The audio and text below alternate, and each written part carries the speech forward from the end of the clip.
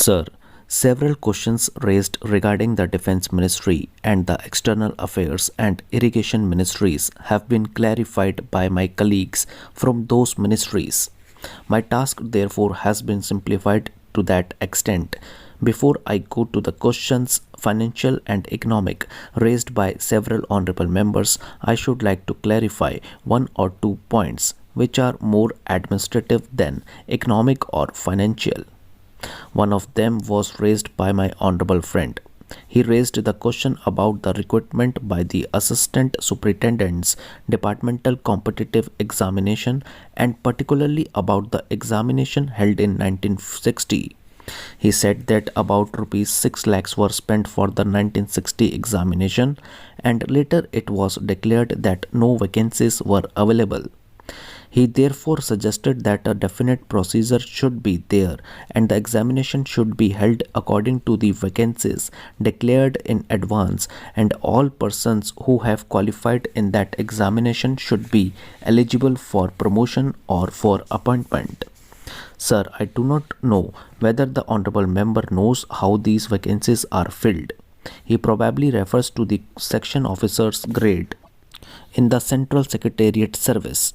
This is filled 50% by direct recruitment and 25% by departmental competitive examination open to the assistants, that is, the next lower grade, and the rest 25% by promotion of the assistants on the basis of seniority subject to fitness. The examination therefore that he was referring to was a departmental competitive examination for filling 25% of the vacancies. It takes about 1 year for the Union Public Service Commission to declare the results of the examination from the time they take up the question of the examination. It is not therefore possible to declare the number of vacancies to be filled in from the very beginning. To declare them just when the results are out is more realistic, and that is what is done. Sir, if the examination is treated as qualifying examination, the number of persons who will thus become eligible for appointment will be quite unrelated to the number of vacancies to be filled in, and then the very situation which the honorable member wishes to avoid would arise. It would not then be possible to hold any of the examinations at regular intervals, and promotions against this quota would become very fitful. The honorable member also suggested that the rules for recruitment and promotion etc. should be uniform for all ministries, whether participating in the Central Secretariat Service scheme or not. It must be, and this is so except for the Ministry of External Affairs and the Railways. These have different rules, but these rules are very much similar and there is not much difference. But because these persons are recruited for different purposes and by different agencies, they are separate. Therefore, his purpose in saying that there should be uniformity is almost carried out.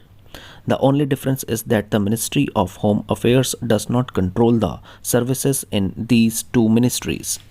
Then, sir, questions were raised about backward areas and the backward states, and also about the city of Calcutta. If the budget is properly scrutinized, it would be found that assistance is provided for the states, particularly the backward states, and the Finance Commission, which assesses the overall requirements of these states, takes this into consideration and makes its recommendations, which are carried out every time the Finance Commission's recommendations are received, and they are received periodically according to the Constitution. Sir, I would like to give the total amount paid to the states on this account.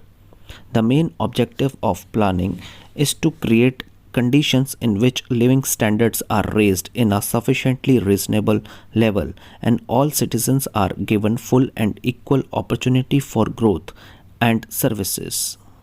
The plan seeks to provide a balanced emphasis on increase in production and employment. The development plans are thus accepted as the means for ensuring equitable development in the field of social services. There is no reason to suppose that the needs of the less fortunate or prosperous states are being neglected. But it would not be proper to accept that all these differences could be wiped out now immediately. It must be seen whether we are going towards that very end or not. We are deliberately going towards that end, and we hope and trust that in course of time these inequalities would be wiped out. If not completely wiped out, at any rate they would be lessened. My honorable friend complained about inadequate provision included in the plan for meeting the growing requirements of the city of Calcutta, where even the basic services like water supply, sewage disposal, and drainage were not being augmented, and that the central government was not enthusiastic about solving these difficulties. I have no intention of giving a certificate about which my honorable friend Dr. Krishna Swami was talking some time ago, since anything like certificate being given by any member of the business community is likely to be misunderstood. But the fact remains that impartial observers, both here and abroad, have testified to the soundness and stability of our finances, which have successfully withstood severe stresses and strains of the changing economic factors, both national and international, and for this the fullest possible credit is due to the wise handling of the situation by our present finance minister. There have been criticisms on both sides. Some have described the budget as pro big business, as something which has brought about a boom in the stock exchange, and as something which has brought about satisfaction in the business circles. The fact is that if there has been any satisfaction, it has been due purely to negative features of the budget, and not because any positive relief in any direction has been given to business or industry.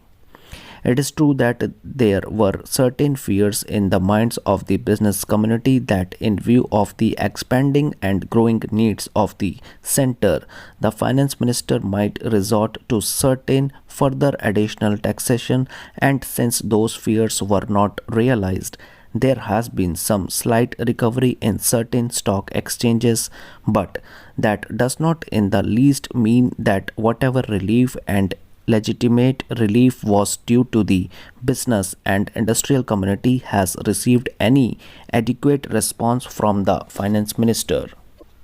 We have got to face the fact that we are at present engaged in the process of development. People who talk about UK and USA conveniently forget that these are the most highly industrialized countries in the world, and our taxation system, so long as we are engaged in expanding and building our economy, must be adjusted and linked with the requirements of the expanding economy, and should not be compared with the high taxation levels that may be prevalent in UK and USA. Friends have talked about unemployment, but whether the raising of the direct taxation levels will in any way mitigate unemployment is a question that should be considered. If the finance minister gives substantial relief in direct taxation, I think that might lead to an acceleration in the pace of development. So, it has to be considered whether it is relief in taxation which will lead to a reduction of unemployment, or whether it is raising of taxation to the utmost levels which will dry up the resources and channels of capital formation, and thereby not only retard all further development but might also throw the functioning of present industries out of gear. So my submission is that when the Taxation Inquiry Committee has been appointed, it is only logical to expect that no substantial changes in the taxation structure will be made until the findings of that expert committee are known, until we know the incidence of taxation in the various sectors of our economy. Now, coming to the question of deficit financing, I am afraid that my esteemed friend's attitude was somewhat different from the line of opinion in the business and industrial community. Not that we advocate deficit financing for bringing in any artificial rise in prices, but the fact is that those who have criticized deficit financing have not suggested any other alternative or made any other constructive suggestion which will bring about necessary development plans.